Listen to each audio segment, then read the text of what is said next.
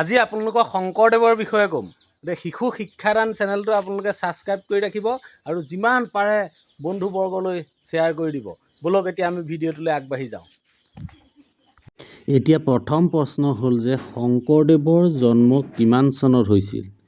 ইয়াৰ উত্তৰ হ'ল শংকৰদেৱৰ জন্ম 1449 চনৰ আহিন মাহৰ 10 তাৰিখ 1371 শকত হৈছিল।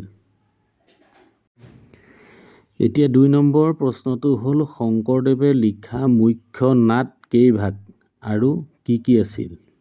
উত্তৰ: শংকৰদেৱে লিখা মুখ্য নাট 7 ভাগ আছিল।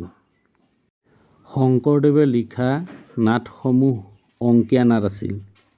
1 নম্বৰ চিহ্ন যাত্ৰা প্ৰথম নাট আছিল। 2 নম্বৰ পত্নীপ্ৰসাদ, 3 নম্বৰ কালীয় দমন, 4 নম্বৰ কেলিগোপাল, 5 নম্বৰ হ'ল ৰুক্মিণী হৰণ, 6 নম্বৰ পাৰিজাত হৰণ, 7 নম্বৰ ৰাম বিজয়। 3 নম্বৰ হ'ল শংকৰদেৱ কোন বংশৰ আছিল? উত্তৰ: ভূঞা বংশৰ আছিল।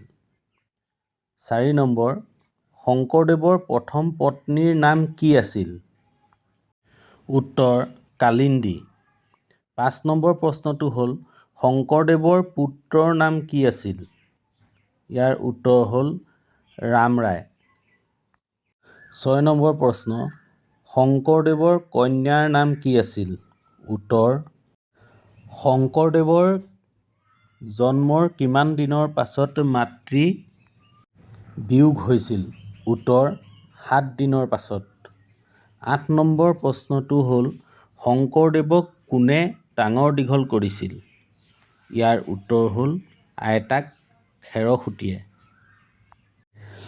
9 নম্বৰ প্ৰশ্নটো হ'ল শংকৰদেৱৰ গুৰু কোন আছিল? উত্তৰ: মহেন্দ্ৰ কন্দলী।